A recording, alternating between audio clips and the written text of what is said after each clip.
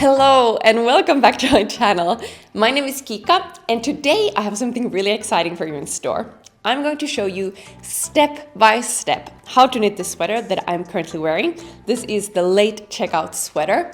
This is a really simple, elegant, slightly oversized, comfortable, kind of one of those really wardrobe staples that you'll probably want to wear on repeat after you complete this project, or also knit on repeat. I have 4 of these myself.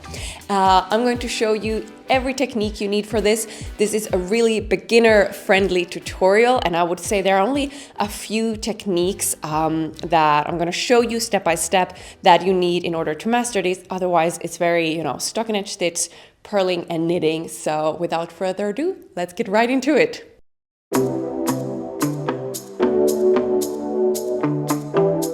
This is called the late checkout sweater because I really envisioned as I was knitting this something that oozes that quiet luxury feeling, something that is really comfortable to wear, something that you can really throw on anything.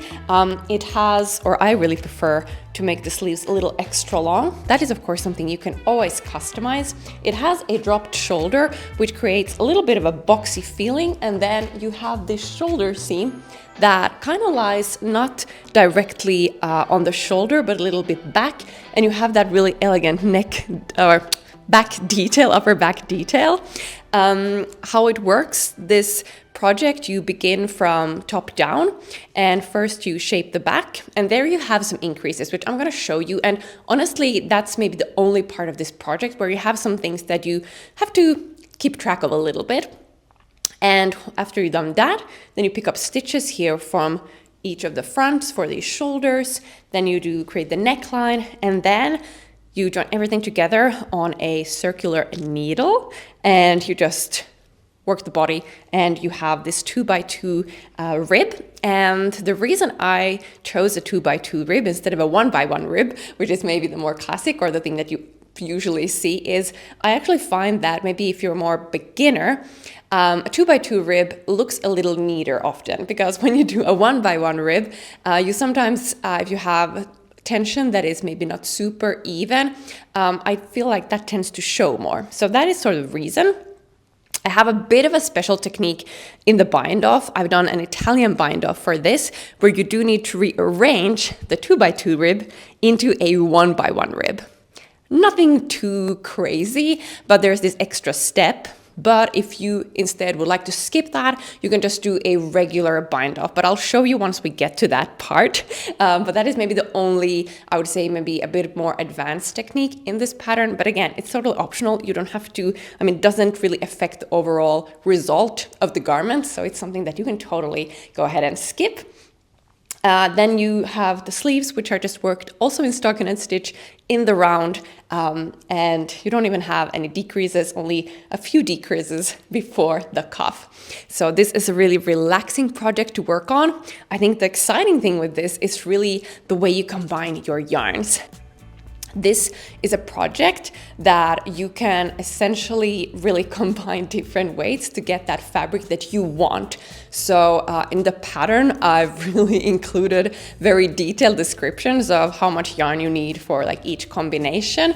And you can go ahead and be experimental. You can choose different color strands of yarns to get like a really interesting marled effect, or very similar ones. The one that I'm currently wearing, I've used 2 strands of this really dark gray, and then 1 strand of a silk mohair, which is a lace weight, in a bit of a lighter color. So it has a little bit of life to it. I've just popped on my soft blue version of the late checkout sweater, and you can see it really is different in different colors. I think this is such a nice color for spring, and the powder pink that I am going to work in this video. Oh, I just love this shade of kind of a powdery pink blush, such a spring vibes color, vibrant, feminine, playful, empowering. So I'm really excited to get to wear that. And of course, the dark gray is such a classic color. And then I have this marled brown white one, which I feel it kind of is almost like a neutral color, even though there's so much happening. And that one I really created I wanted to try out different strands of yarn, and I'll show you another sample swatch. This is a sample I just made for when I was gonna make my second sample of the late checkout sweater. And here I've really paired very contrasting colors to see what happens. So I also feel this is a pretty good stash buster. Before we get into the actual tutorial, I just wanted to say that you can, of course, any parts that you feel comfortable with or confident with, you can skip. I put those chapters in the description below, so you can go and check the parts that maybe you feel unsure about, or if you need a reminder, you can always go back to those and, you know, watch them back and forth again. And you can even put them in slow motion, but slow them down here on YouTube, because sometimes I speak very fast, I know. So then you can just go and rewatch it. I'm gonna go through everything step by step for how to knit this sweater. You can watch this tutorial first and see if it's something that you want to embark on, or you can go ahead and download the pattern for the late checkout sweater. I've put the link in the description below. I have it both on Ravelry and on Kutovakika.com on my own webpage. And it's available in many languages, in English and in Spanish, Danish, German at least. All right, I will see you at the end. I also have a really interesting little tip at the end for how to brush your sweater, which is a trend I have seen quite a lot lately, and I'm so excited to try it. I haven't tried it with the mohair, so I'm gonna brush my powder pink sample, and maybe this one as well, so let's see how that will turn out. I am going to be using 4 strands of different shades of powder pink for my version. I'm using 1 strand of merino from Knitting from Olive in soft rose. And then I have 2 strands of silk mohair from Knitting for Olive in cherry blossom and in poppy rose. And then I have a final one, which is from Crea Deluxe silk mohair. This is color number 8. And these are actually, believe it or not, all yarns that I've had in my stash. So I'm going to be stash busting for this project. They're all a little bit of a different shade of rose, so they are just going to create the nicest fabric for my late checkout sweater in powder pink.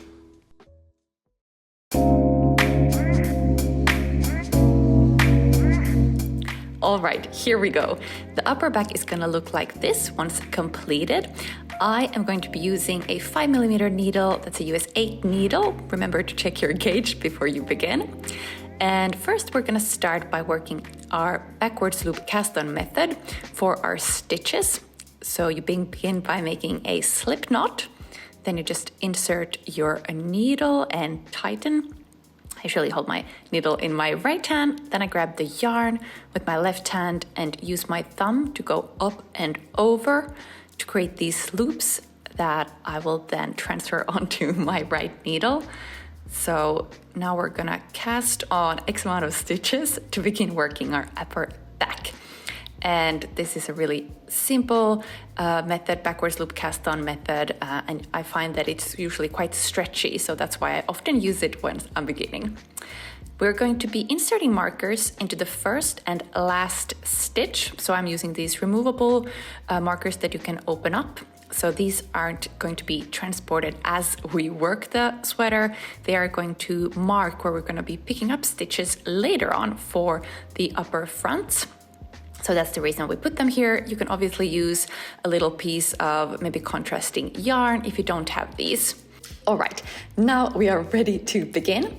And first we're gonna work one setup row. This setup row is actually going to be the wrong side of the work. So we're simply going to purl all of the stitches from beginning to the end. And the first row sometimes feels a little finicky, but it's gonna be much smoother after this. After that first setup row, we're just gonna turn the work. And now we're going to begin working our increases, which are going to be shaping the back of the upper back. So for row 1, this is on the right side, that's what RS stands for. We are going to be knitting first 6 stitches.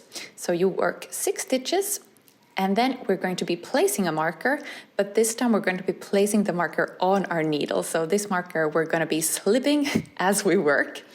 And now we're going to make our first increase, which is make 1 left. For this, I'm going to locate this strand between the stitches, and I'm going to be using my left needle to go in from the front of this strand. Then I use my right needle and I insert it from the back. So I sort of twist that strand and then I knit it through the back. And I have made one increase. So we've created a new stitch from that strand in between our stitches. Next, we're gonna continue knitting all the way until we only have 6 stitches left on the needle. So just count and see that you have 6 stitches left. And now we're going to be making one right. So make one right, a right leaning increase. Again, I'm going to be locating that strand or looking for the strand between my stitches. Then using my left needle, this time I'm going to be going through that strand from the back. So I bring my needle from the back and grab that strand. And then I use my left needle and I'm going to be knitting that. And this time I can do it from the front. So I want to be twisting that strand so I don't get this big gaping hole. And I just knit that, grab some yarn, pull it through, and you can see I've sort of twisted that strand, and then I let it go, and we have created one new stitch. And after this, we're going to be placing a marker again. So we have that marker 6 stitches from each edge of the work. It just helps it make it easier to see where we have to work our increases. All right, first increase row is complete. Woohoo! You have done it. You can definitely do this. Next, we're gonna just turn our work and begin working row number 2, which is on the wrong side. We begin by purling 6 stitches until that marker. Then we're gonna slip that marker. And this time again, we're gonna make an increase. And on the wrong side, this first increase is going to be make one right purl. And for this, I'm going to be again locating that strand between my stitches. And I'm going to bring my left needle in from behind the work. Then I'm gonna put my working yarn in front or on top of my left needle, use my right needle, and then I'm going to be purling that strand. So I just grab my yarn and purl the strand in between my stitches, again purling it so that it becomes twisted so you don't get that big gaping hole. And after that, we continue purling all the way until our marker. So that marker is 6 stitches from the edge. So now I know I have to again do an increase, and we're on the wrong side, so we're making one left purl, M1LP. And this time, always when you make left ones, you go in from the front of that strand between the stitches. Again, bring the working yarn front. And this time we have to purl that stitch twisted, so from the back loop, and wrap the yarn around. And again, we do this because otherwise there is going to be a hole, and we don't want to have a hole, so we want to twist that strand. So we have to do this little dance. And there you go, make one left purl. Then you can slip that stitch marker and going to purling the last 6 edge stitches that we'll have always. So these increases have always worked 6 stitches from each edge, and they are worked both on the wrong side and on the right side of this upper back. So now you can sort of see we've worked 2 increases here for our upper back. And these are the steps you're going to be repeating to work the entire upper back. My upper back is now complete. So I continued working those increases here along the edges, and then I popped new removable stitch markers after. So on the last row I finished my increases here. I popped one here in the first stitch and also in the last stitch, and these will help us to know where we're going to pick up stitches for the upper fronts next. And after those increases, then I've just continued straight in stockinette stitch, and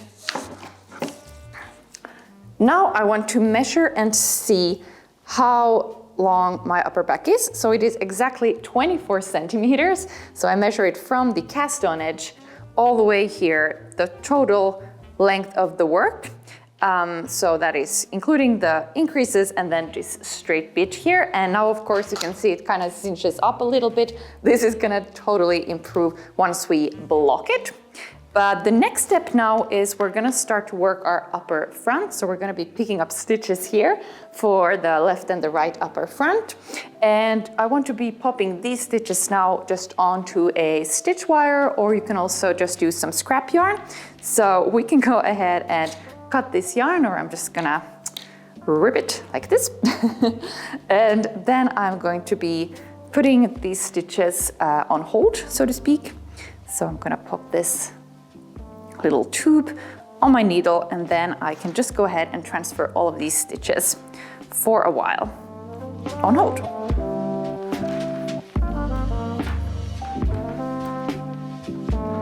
Like that. And then I'm going to be putting a little knot there.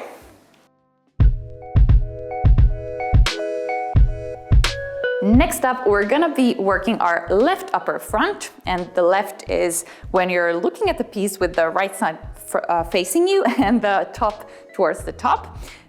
So we're gonna start picking up stitches here from that stitch marker that we placed at the beginning of our cast on edge until this other stitch marker we placed when we had finished our increase rows. So this is where we're gonna pick up our stitches, and you want to be mindful to pick up stitches not totally from the edge, but maybe go in around here and then follow that same line all the way to get a really clean line. So let's do that. We can go ahead and remove this marker now. And then I'm gonna go in, so I'm not gonna go in totally here at the edge. I'm gonna go in like one, sort of a full stitch here and just pop my needle in there. Then I'm gonna bring my yarn, grab some new yarn, leave a bit of a tail, and gonna start picking up and knitting stitches. And essentially you're gonna pick up the same amount of stitches as amount of rows we increased. So this depends a little bit on what size you work, but essentially you're gonna pick up one stitch from each row here.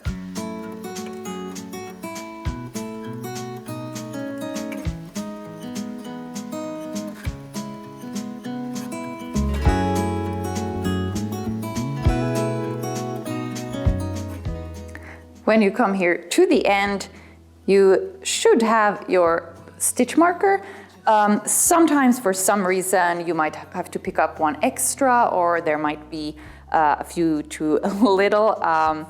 It really doesn't matter that much. You're not going to be able to see it in the final result, so don't worry about it if you need to do some adjustments there.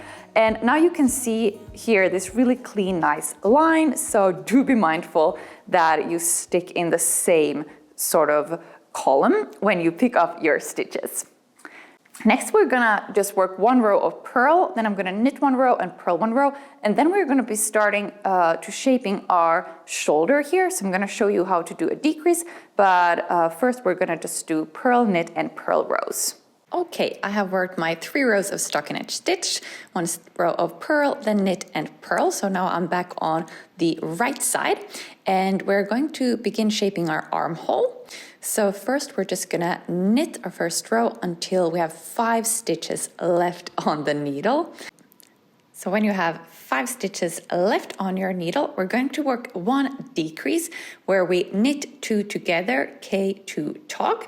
So as if knitting 1 stitch, but we instead knit 2 stitches, just as you would normally 1 stitch together. So exactly as it says, and this way we've decreased 1 stitch, and this is a decrease that leans to the right. And then just go ahead and knit the last 3 stitches.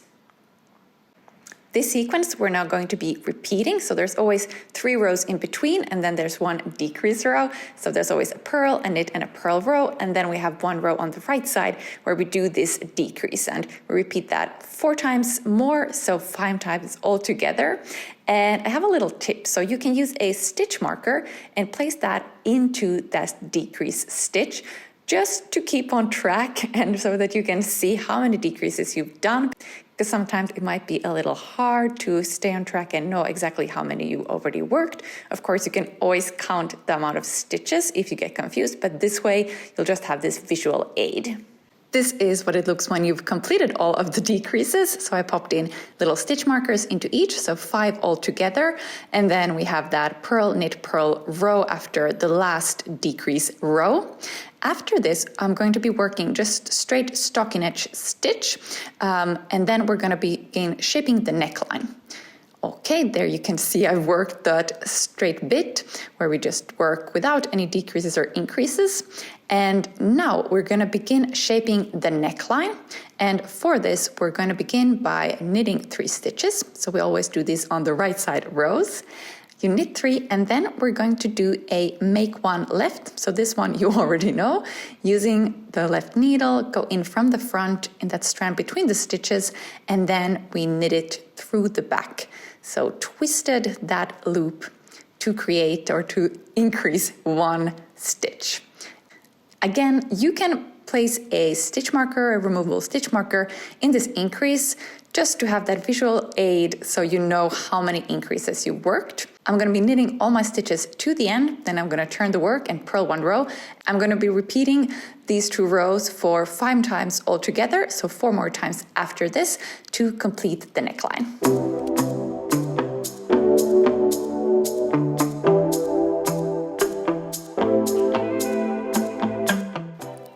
Before beginning to work the right upper front, I'm just going to pop my left upper front stitches on a stitch wire again. You can also use some scrap yarn. We're going to have them on hold for just a bit, and you can go ahead and cut the yarn.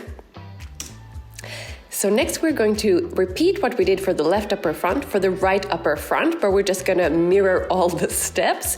And I'm actually going to pull out a different project, my brown sample for this, just because I didn't film it for this pink one. So I'm going to show you exactly how to work this in a different color, but all the steps are essentially the same. So this is how it looks right now. Next, we're gonna move on to the right side, right upper front, and we're gonna do kind of the same thing, but this time we're gonna start to pick up stitches here from the stitch marker we placed after doing our increases here until this stitch marker. So again, you're gonna grab your needle, gonna grab new yarn, and gonna start to pick up stitches. You can go ahead and remove this marker. And again, I want to be inserting my needle here where I had that stitch markers and sort of 1 stitch or 1 row line of stitches here from the edge, so I get a nice and clean line. Wrap the yarn around, try to pull it through, and then we're gonna be picking up stitches.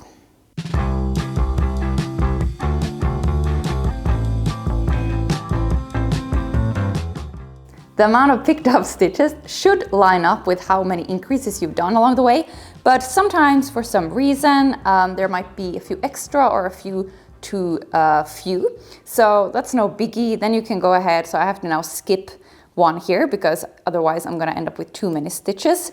So now I have 30 and I need 32.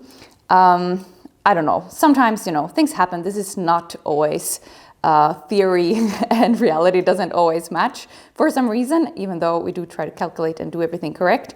So again, it's not something that is going to be visible, so then you just have to adjust a little bit to get the correct amount of stitches. Now I can go ahead and remove this marker, and now I'm gonna then work 1 row of purl, 1 row of knit, 1 row of purl, and then we're gonna start to shape the shoulder here by doing an SSK. So first what we want to do is we're going to knit the first 3 stitches, and then I'm going to be slipping 2 stitches 1 by 1. So I do that knitwise, so I go in through it as if to knit, but I don't knit it, I just slip it from my left to my right needle, and I repeat that with the second stitch here. I go again as I would knit it, but I don't knit it, I just transfer it from the left to the right needle. So I have these 2 stitches here now. Now I take my left needle, I go in through here from the front, push it in there, and then I wrap my yarn around my right needle now, and then I bring that through both of these stitches, and I've now decreased 1. So this SSK leans more towards the left, so slip, slip, knit. And this is again a sequence that we're going to be repeating 4 more times, so 5 times altogether. Again, you can put a little removable stitch marker into your decreases just to make sure that you know how many you've done. And then I'm gonna now purl, knit, purl, and we have that sequence, and we're basically just gonna mirror what we did here on the left side with the decreases. The decreases here, we're gonna do that. Then we're gonna do 10 rows of stockinette stitch, and then I'm gonna shape the neckline with, again, increases here. So on this side, we're gonna do make one right increases, so 3 stitches here from the edge. Once all that is done, we're gonna join these fronts together, and then we have our neckline complete. Okay, I'm gonna walk you through the next steps, just because next, after you've done your left upper front, we're just gonna be connecting the left upper front with the right upper front to create our neckline. And for this, you're just gonna then knit all of the left upper front stitches. I have it now upside down just because this is the way you're gonna work it. And then you're gonna be casting on with the backwards loop cast on method that I showed you in the beginning, X amount of stitches, and then you're gonna connect the right upper front. And then after that, you're just gonna be purling and knitting away until you get X amount of centimeters or inches, and then you're gonna measure it from this point. So you cast on edge on up until somewhere about here, and that is essentially gonna be your upper front, so that's gonna be the armhole. And after that, you're just gonna continue working the body. So you're just gonna connect the upper back and the upper front, and also here under the arms, you're gonna be casting on new stitches with the backwards loop cast on method. And I'm actually going to show you right now how to pick up stitches for the collar, because I usually like to actually work the collar at this point, just because I feel like it affects quite a lot the overall project.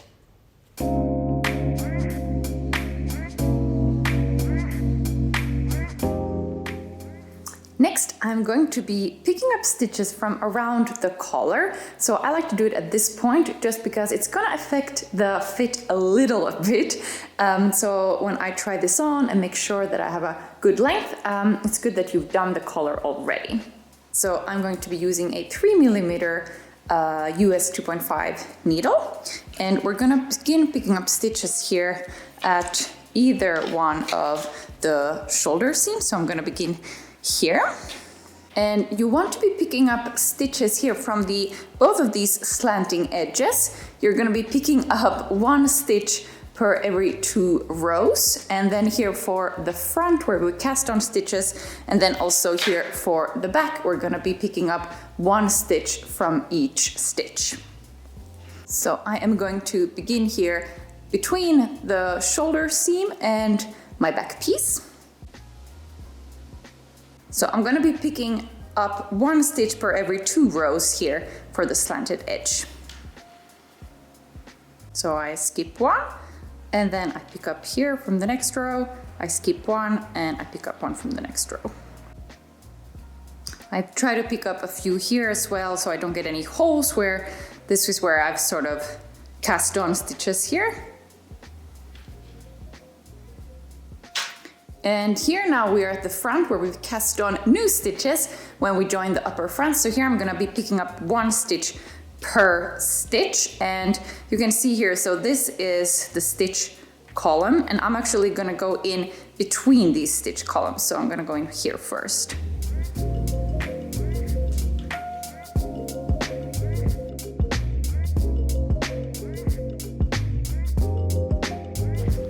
All right, I've picked up stitches evenly around the entire neckline opening. So now I'm just going to be putting a stitch marker to mark where my beginning of round is. And then I'm gonna start working in 2x2 ribs. So I'm going to be knitting 2 and purling 2 across all of the stitches.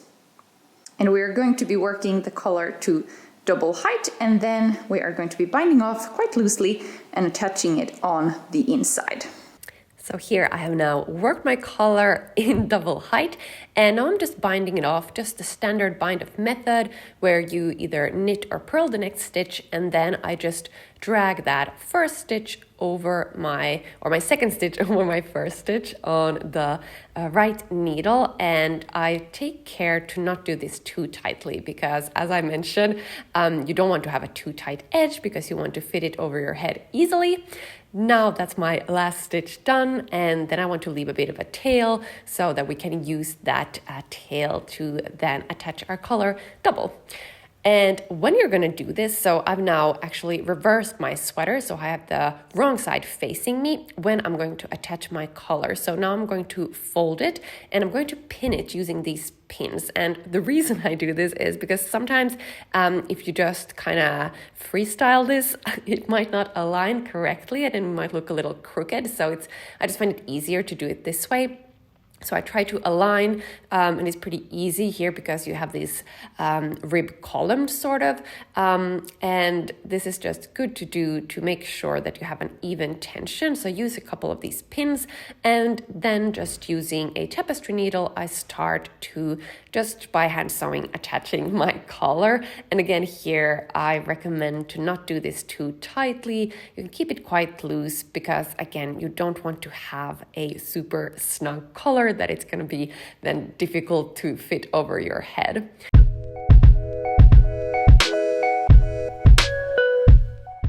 Next, I'm going to show you how to bind off the body hem. So I have now worked my lower body just in the round until X centimeters. So you probably want to maybe try it on at this point to see that you have a length that you prefer.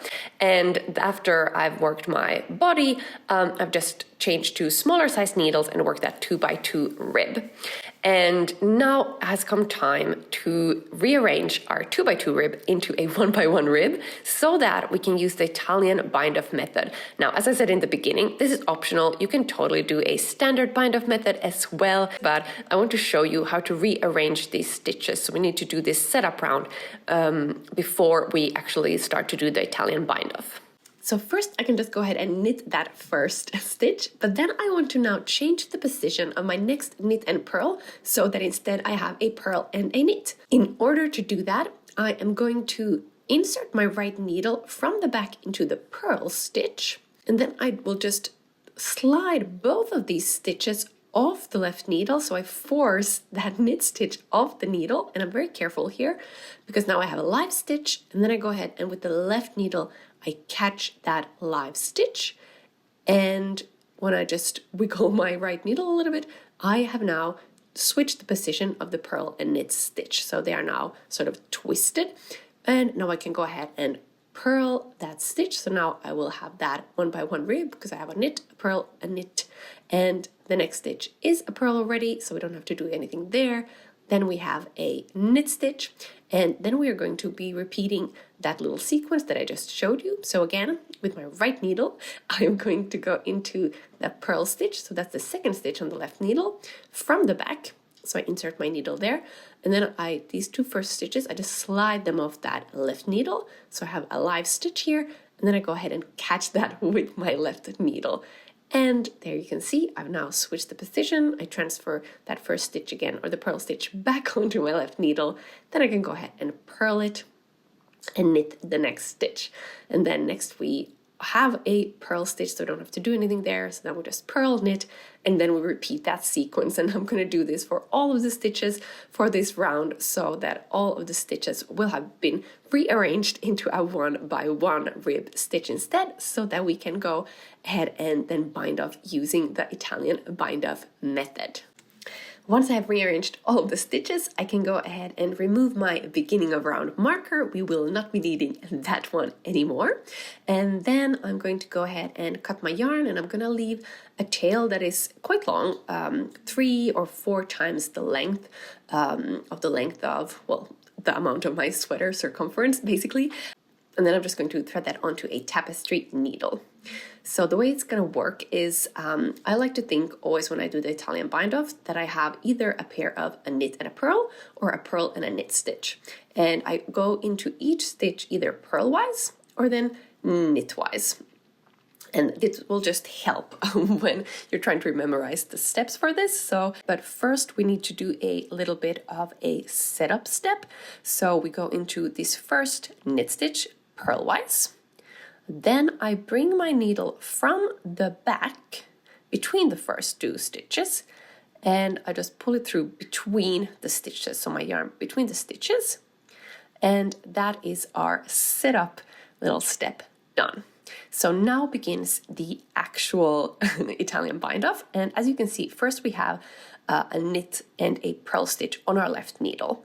And always when you have a sequence that begins with a knit stitch, we go through each of these stitches knitwise. So you have a knit stitch first, remember, knitwise through each of the stitches. And we begin by going knitwise into the second stitch. And then we go in knitwise into our first stitch. So that's always just a little handy tool to remember, or way to remember what to do. And now we can bind off this first stitch. Next, we have a purl and a knit stitch on our left needle, which means we're going to go in purlwise into each of these stitches, again beginning with the second stitch. So we go in purlwise through the second stitch, take all that yarn there, and then you go in purlwise through the first stitch and take your yarn through, and that's it. Now we can bind off this first stitch on our needle. And then essentially you will repeat these steps. So again, we have a knit and a purl stitch. Now we do have to bring our yarn from the back because we want to go knitwise into the second stitch. So we have to go in first through these first two stitches. So this always happens when you have a knit stitch first. You bring your needle through the first two stitches, just so you get it into the right position, essentially. And then we go in knitwise into the second stitch, because we have a knit stitch first, or this is a knit and purl pair, and then you go in knitwise through the first stitch. And that is it. Then we can go ahead, we have bound off one more stitch. And now we have a purl stitch first on our left needle, so now we're going to go in purlwise through our first two stitches, first purlwise into the second, and then we go in purlwise through our first stitch. And that's again our little sequence done. So after this we can go ahead and bind off that first stitch. So just slide it off my left needle, and then this just repeats. So again, now we have a knit stitch, so I'm going to go in through first. I have to bring my yarn from the back. So I go in between the first two stitches. Always want to have a knit stitch on my needle first. Bring that there, and then I go in knitwise through the second stitch and the first stitch. And this is how you will go all the way until you reach the end. So here I only have a few more stitches now. I'm binding off, that's the last purl stitch, that's my knit stitch, I'm binding off that one, and then you'll have a purl stitch as the last stitch on your needle, and then we just need to go in through that purlwise once more, and then we can go ahead and slide it off our needle. And now you can see there's this little gap that you might have. So when you're going to weave in your end, what I usually like to do is I kind of locate that first knit column and that first leg of that stitch, and then I just bring my needle through that little leg so I can kind of close that gap that we have. So because I don't want to have that little gap. And then I can just go ahead and weave in my end on the wrong side. I usually like to take it up a few stitches. I usually like to go in with my needle just in one of these columns, make sure that it's properly woven into the fabric. And that is it. Now you know how to do the Italian bind off. This will also be done for the sleeves. And as you can see here, even though we rearranged that 2x2 rib into a 1x1 rib, you can't really see it in the end result. Instead, you have this really nice, stretchy, spongy edge that I just think looks really, really nice. And yeah, you can't really tell. I mean, it doesn't really mess up with that 2x2 rib.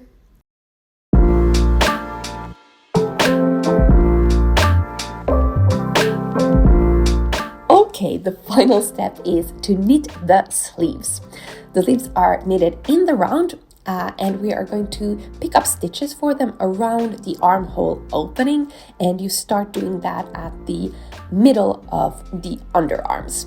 So here you have the armhole opening, and we're going to be now picking up stitches. So I am grabbing my 5mm US 8 needle, but this is a bit of a shorter one. You can also use magic loop technique for this. And I'm now going to start here at the middle of the underarm and grab some new yarn and then just pick up stitches. And here at the underarm, I usually pick up 1 stitch per stitch, which means I will go in through each of these stitches and just pick up a stitch. And then I want to pick up stitches evenly around the entire armhole, of course. And you can take the pattern to see how many stitches exactly you need, but the rhythm is approximately to pick up 2 stitches per 3 stitches, or 3 rows in this case. So that means that I'm now going to be picking up from each row here 1 stitch, and then I'm going to be skipping one. So I pick up from this row, then I pick up 1 stitch in the next row, and then I'm going to be skipping this next row or next stitch, and then again I go instead in this second one, I pick up 1, and I pick up 1 from the next one, and then again I skip 1. Now you're going to repeat this across the entire armhole opening and try to keep that even rhythm. Do though check the pattern and be mindful about how many stitches you have, just because you might have to do some modifications, maybe pick up a bit few, or the rhythm might not be exactly this. Just I want to let you know that. Because this depends a little bit on your gauge, you know, because we've worked it a certain length. And then when you've done that, you're back here at the start. I usually also like to pick up a few stitches there at the gap so I don't get any holes. And then just picking up now my final stitches here from the underarm. Once I've done that, it will look like this. And then I can go ahead and place my beginning of round marker. And after this, it's just knitting in the round, stocking stitch, no decreases. So until a length that you prefer, or you can check the pattern. I do recommend, again, trying it on at this point, especially since I really like long sleeves and I have pretty long arms. And then you're just going to be doing that 2x2 rip and then bind off using the Italian bind off method or your preferred method, and then repeat the same for the next sleeve, and then you are done. This is my powder pink version, pretty fresh off the needles. I've only done some light steam blocking for the shoulder seams, but I'm gonna steam block it a little bit more. So after you have completed your project, you can definitely go ahead and wet block your sweater. That I did with my, at least the blue one. The gray one I actually haven't done that with, but I'm going to now steam block mine gently. So I need an iron for that. I need a kitchen towel and then just a towel. And then I'm also going to do, I'm gonna brush this sweater. So I have this thing that I took from home, which is actually a brush for our cats. And I want to brush this because I've seen this trend online where you can really create this really, I would say, like a high fashion feel by brushing the silk mohair. So we're gonna see how that looks. But first, we're going to steam block this baby. So for this, I am just going to be using a kitchen towel that I've soaked, and then so it's not like dripping wet, but it's very wet. And I'm just gonna be placing that on top of my knit, like so. And then I have this iron, and I'm just gonna be gently pressing to allow lots of steam into the fabric, and this is just going to relax and open up those stitches, so it will even out my fabric. This is, I would say, less maybe transformative size-wise than wet blocking. Like wet blocking can do a lot, and especially like with lace or cables, I would always recommend wet blocking. And of course, I mean, at some point you'll probably want to wash your sweater anyway, so then, you know, that kind of wet blocking happens. But here, sometimes, you know, if you don't have the patience, you don't want to wet block immediately, I find this is a pretty nice way to do it. And especially because we have this shoulder seam when we work the upper back, and that one tends to kind of want to cinch in a little bit, that really helps. Like this helps really open that up. Okay, next I'm going to be brushing my sweater with this brush, and let's see what happens.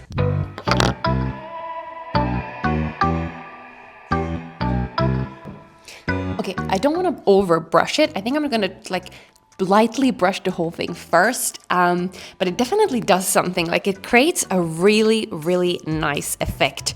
Let me just show you where I've brushed and where I haven't, so you can see.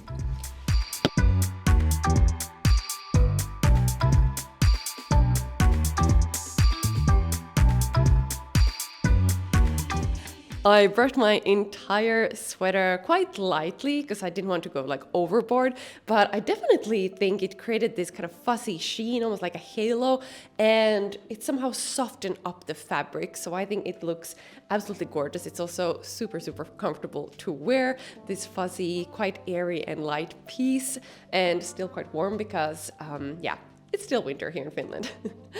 Thank you so much for watching this tutorial. I hope you enjoyed it. I will leave the link to the pattern in the description below, so you can go and check that out. I have it on Ravelry and also on kutovakika.com on my own web page. I have it in English, German, Finnish, French, and Polish, and Spanish. And Danish, so lots of different languages to choose from. And I would love to see your projects. You can use the hashtag #LateCheckoutSweater if you decide to make this. And of course, I'm over at Kutovakika on Instagram. Yeah, I really hope you enjoyed this tutorial, that it was helpful or valuable. If there are some pieces or some bits that I didn't maybe show like super thoroughly, it's just because these tutorials tend to become very, very long, but I will link to those bits, or specifically maybe where we cast on for the neckline and then when we joined everything in the round for the body. If you're feeling unsure about those, I will link to other tutorials that I've done. We can kind of see that, but yeah, hopefully at least these tips and these steps gave you some insight and confidence to tackle this project. All right, without further ado, I will see you in the next one. Take care. Bye.